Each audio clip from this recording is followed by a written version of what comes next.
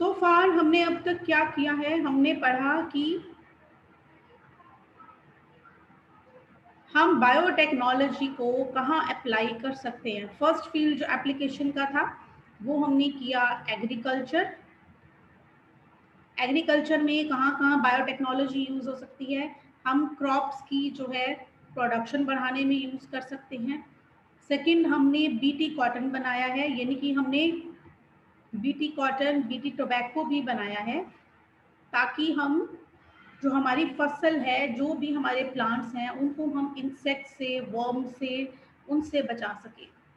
तीसरी एप्लीकेशन जो एग्रीकल्चर की हमने आज करनी है वो है एक प्रोसेस पे based, that is RNA interference.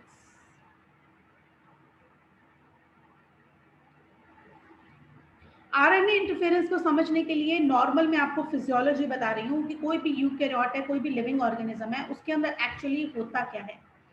तो होता ये है कि हम जो जितने भी यूकैरियोट्स हैं, हमारी बॉडी के अंदर जब कोई इन्फेक्शन आती है बाहर से, तो हम लोग क्या करते हैं, हमारी बॉडी के अंदर जो हमारा डीएनए है, ठीक है, वो उस बाहर से आने वाली जो इन्फेक्शन है, सपोज कर लो वायरस ने हमें अटैक किया है, तो ये वायरस हमारे डीएनए के अंदर जाता है।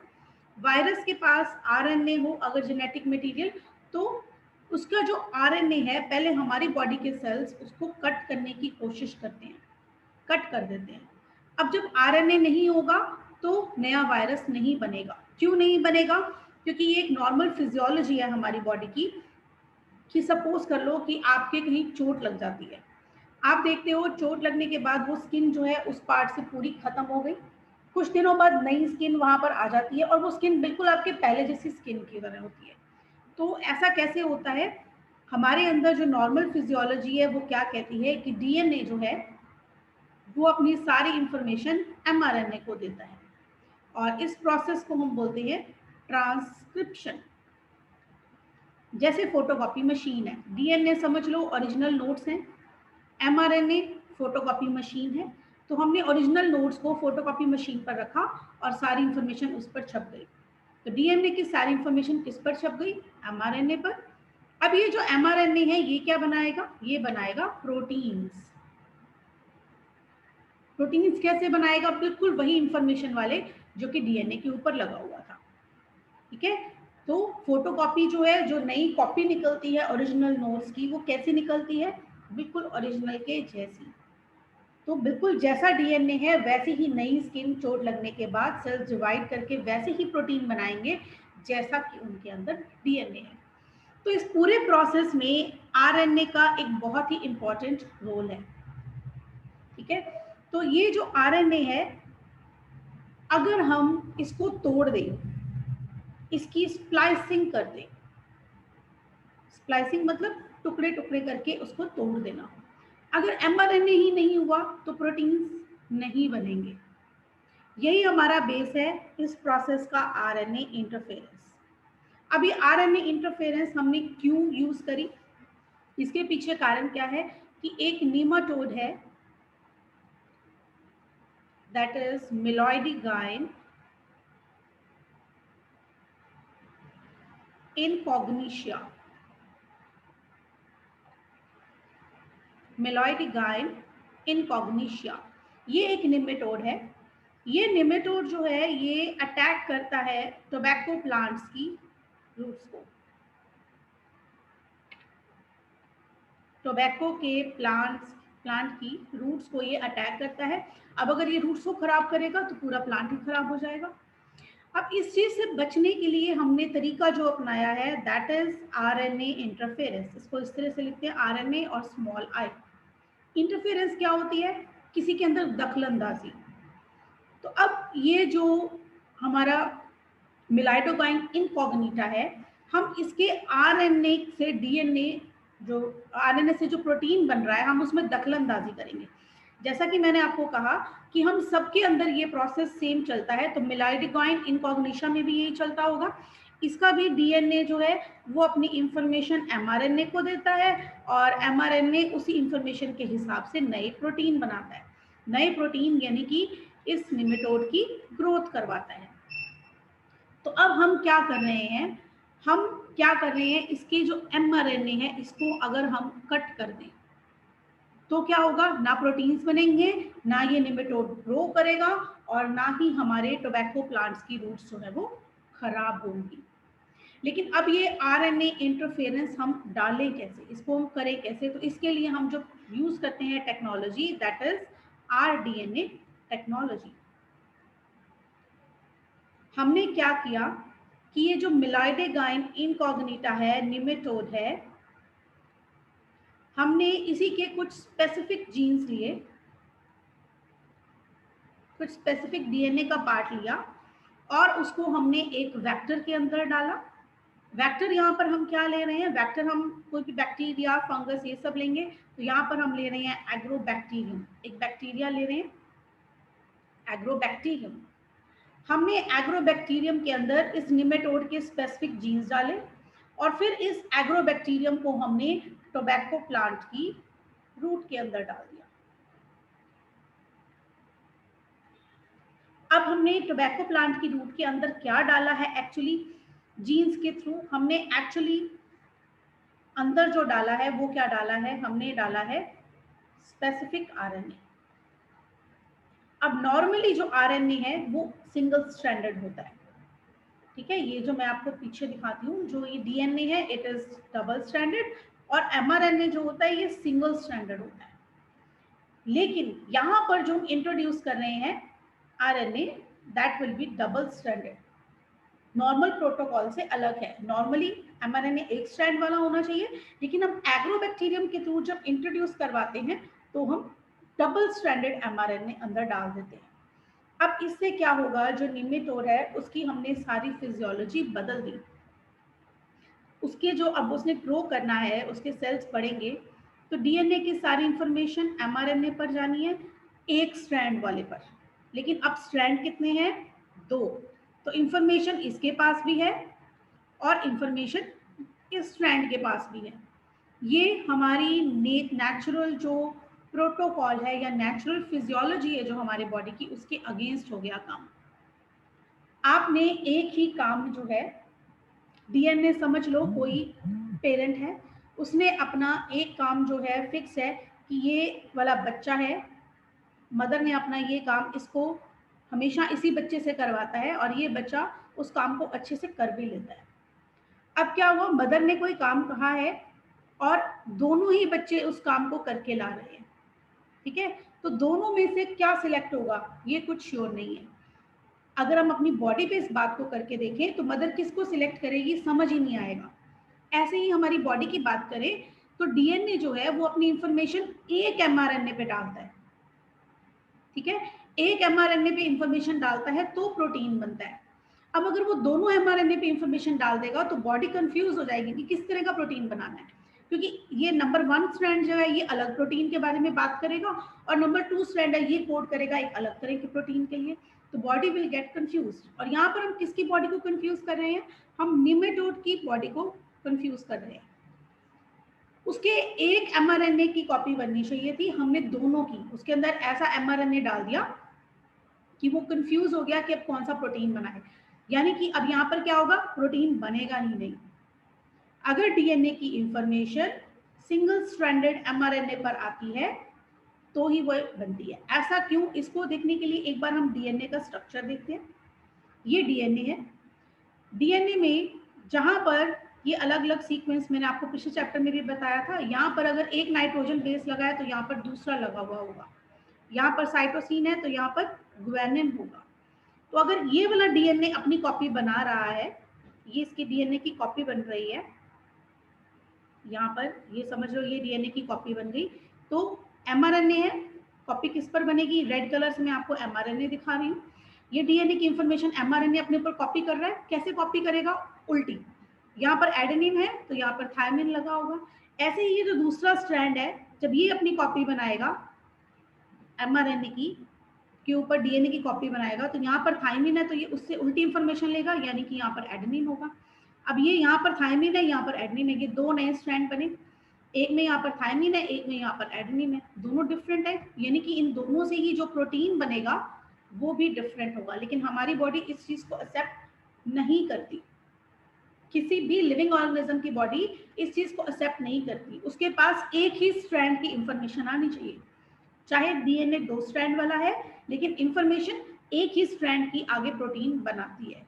हमने क्या किया है, हमने निमेटोड के अंदर ये जो इंफॉर्मेशन थी वो दोनों स्ट्रैंड्स पर लगा दी। अब निमेटोड की बॉडी आगे प्रोटीन नहीं बनाएगी क्योंकि ये नेचर के अगेंस्ट है, उसकी फिजियोलॉजी के अगेंस्ट काम कर दिया। अब ना प्रोटीन बनेगा और ना ही निमेटोड की ग्रोथ होगी। हमने उसकी ग्रोथ को वहीं पर रोक दिया और इस तरह से हमने रूट्स ऑफ टोबैको प्लांट को बचा लिया। अगर रूट्स खत्म तो प्लांट खत्म, तो हमने टोबैको की खेती को इस तरह से बचा लिया है। किस प्रोसेस से? RNA interference. इस प्रोसेस में क्या हो रहा है, ये दोनों ही जो आरएनए है, एमआरएनए है, ये दोनों ही टूट जाते हैं, स्प्लाइसिंग हो जाती है। ठीक है, ये स्प्लाइसिंग होती है स्पेसिफिक एंजाइम की वजह से। एंडोन्यूक्लियस एंजाइम होते हैं, ये एंडोन्यूक्लियस एंजाइम भी इंट्रोड्यूस हो जाते हैं। जैसे हमने एग्रोबैक्टीरियम लिया है वेक्टर, तो एग्रोबैक्टीरियम के ये एंडोन्यूक्लियस एंजाइम यहाँ पर साथ में आ जाते हैं। पहले तो उसको कंफ्यूज कर दिया कि प्रोटीन कौन सा बनाना है, दूसरा उसके एमआरएनए को कट भी कर दिया। अब वो धीरे धीरे वो निमेटोड जो है वो खत्म हो जाएगा। तो ये एक और एप्लीकेशन है एग्रीकल्चर के अंदर बायोटेक्नोलॉजी की, कि हमने पहली चीज तो क्रॉप्स की प्रोडक्शन को बढ़ा लिया, दूसरा हमने कॉटन और टोबैको के प्लांट को जो है बॉलवर्म से बचा लिया, बैसिलस thuringiensis बैक्टीरिया की वजह से। और तीसरी एप्लीकेशन क्या है, हमने रूट्स ऑफ टोबैको प्लांट को बचा लिया एक निमेटोड की इन्फेस्टेशन से, नॉट इन्फेक्शन। जो इंसेक्ट्स करते हैं दैट इज इन्फेस्टेशन। अगर गोडाउन में पड़ा हुआ अनाज चूहे खराब करते हैं तो चूहों ने इन्फेक्शन नहीं करी, उन्होंने इन्फेस्टेशन की है। तो हमने आरएनए इंटरफेरेंस के थ्रू हमने इस इन्फेस्टेशन से भी अपने प्लांट्स को बचा लिया। I hope it is clear now. Clear है बेटा? Yes, ma'am. Yes, ma'am. You can message me yes ma'am. ताकि मैं अगला टॉपिक स्टार्ट करूं। फिर अगर कोई डाउट है तो you can raise your hands and message me. ठीक है, तो मैं मान रही हूँ कि सबको समझ में आ गया है। अब सेकंड है एप्लीकेशंस ऑफ बायोटेक्नोलॉजी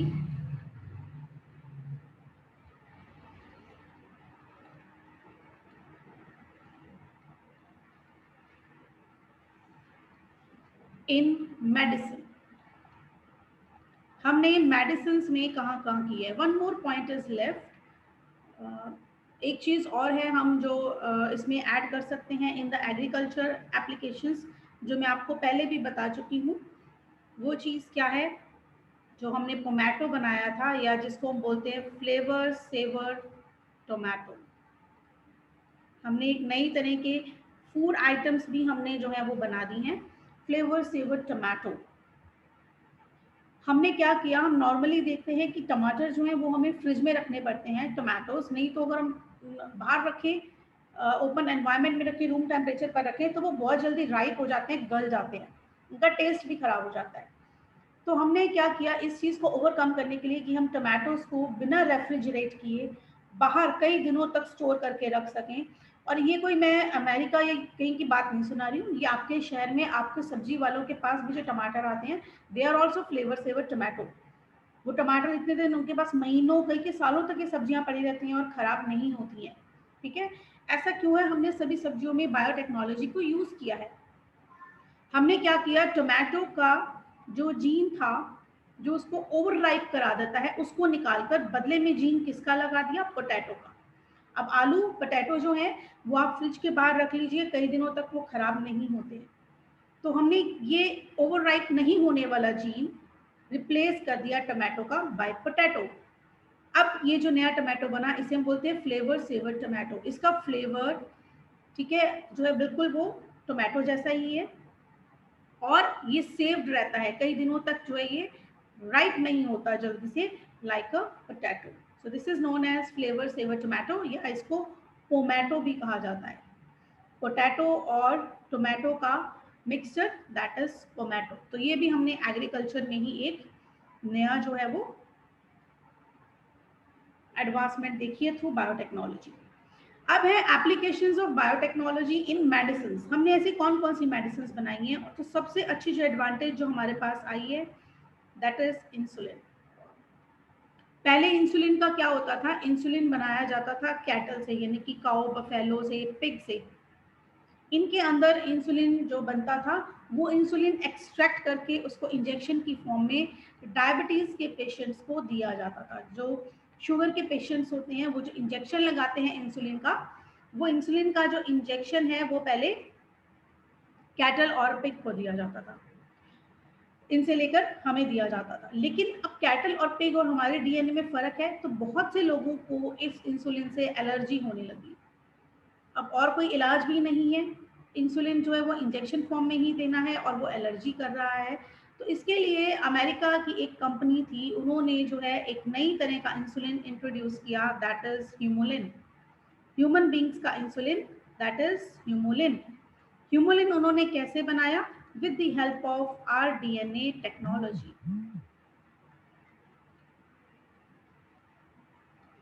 इसके लिए हमें पहले नॉर्मल इंसुलिन का स्ट्रक्चर थोड़ा सा हम देख लेते हैं क्या होता है।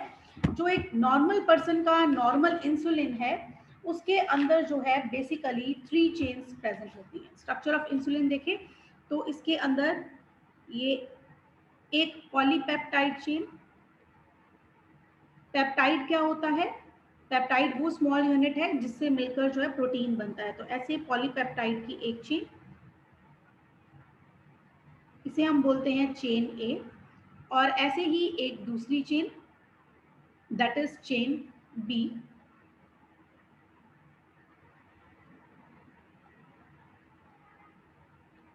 पॉलीपेप्टाइड की ही चेन।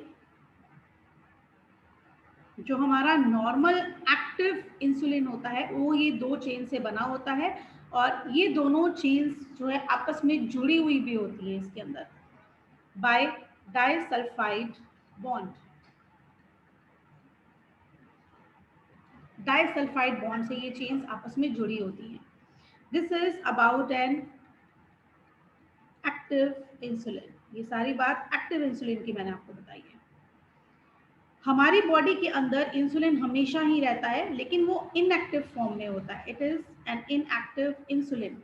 जब हम खाना खाते हैं हमारे बॉडी की ग्लूकोज कंटेंट जो है वो बढ़ जाता है, तब ये इनएक्टिव इंसुलिन जो है वो एक्टिव इंसुलिन में कन्वर्ट होता है।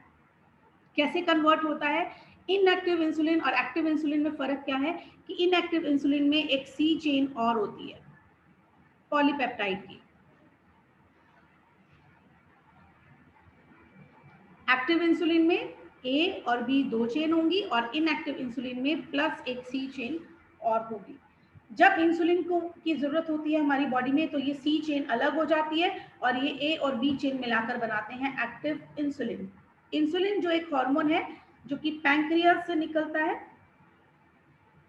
और इसका काम क्या है, बेसिकली हमारे ब्लड की ग्लूकोज को कम करना, एक मिनिमल अमाउंट में मेंटेन करना। 70 to 110 mg पर 100 ml ऑफ ब्लड, इतनी मेंटेन रखना। हम जो भी खाते हैं अगर हम इसके ऊपर कुछ ग्लूकोज बना रहे हैं, हमने ज़्यादा खाना खाया है, तो हमारा इंसुलिन उसको ग्लूकोज को जो है वो स्टोर कर देता है लिवर के अंदर in the form of glycogen, blood में नहीं रहने देता ज़्यादा। ठीक है, तो ये काम होता है इंसुलिन का। अब जो अमेरिका की कंपनी थी उन्होंने क्या करा, इंसुलिन की ए पॉलीपेप्टाइड चेन और बी पॉलीपेप्टाइड चेन बनाई। सी नहीं बनाई, सी का कोई फायदा ही नहीं क्योंकि उसे इनएक्टिव इंसुलिन बनना था। अब ए और बी चेन मिलाकर एक एक्टिव इंसुलिन लैब में तैयार किया गया। कैसे, आरडीएनए टेक्नोलॉजी से। आरडीएनए टेक्नोलॉजी इसमें जो है वो यूज की गई। कैसे, हमने लिया एक बैक्टीरिया जिसके पास क्या होगा, अपना प्लाज्मिड। ठीक है, फिर हमने साथ में लिया किसी भी ह्यूमन बीइंग का सेल, उसका हमने डीएनए लिया। डीएनए का वो सेगमेंट लिया जो कि इंसुलिन हार्मोन बनाने का काम करता है। फिर वही रिस्ट्रिक्शन, हमने आइसोलेट किया डीएनए को, रिस्ट्रिक्शन एंडोन्यूक्लियस से काटा, चेक करा, और हमें पता चला कि ये वाला वो डीएनए है जो हमें चाहिए था, जो कि इंसुलिन बना रहा है। इस डीएनए को निकाला, कट किया और हमने इस प्लाज्मिड के अंदर अटैच किया। मैं इसको थोड़ा सा डिफरेंट कलर से दिखाती हूँ। तो ये ह्यूमन बींग्स का इंसुलिन बनाने वाला डीएनए, ये हमने इसके अंदर प्लाज्मिड के अंदर डाल दिया।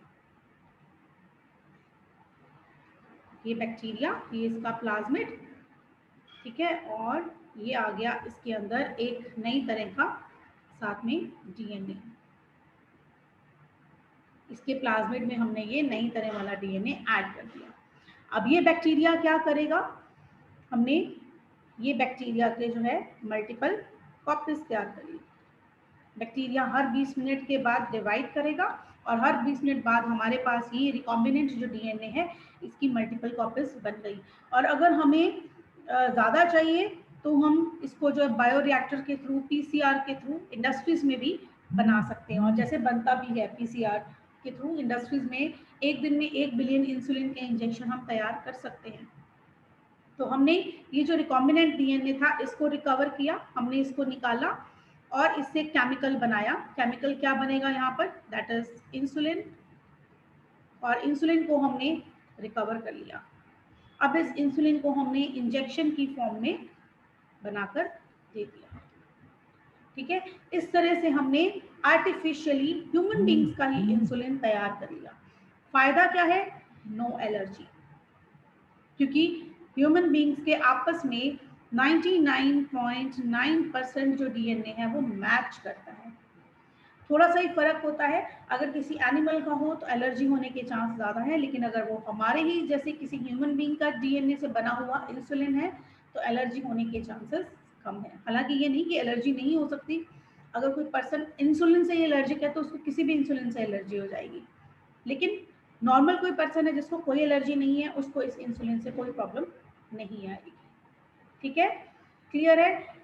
This was all about today's lecture. इसको आप अच्छे से पढ़ लेना।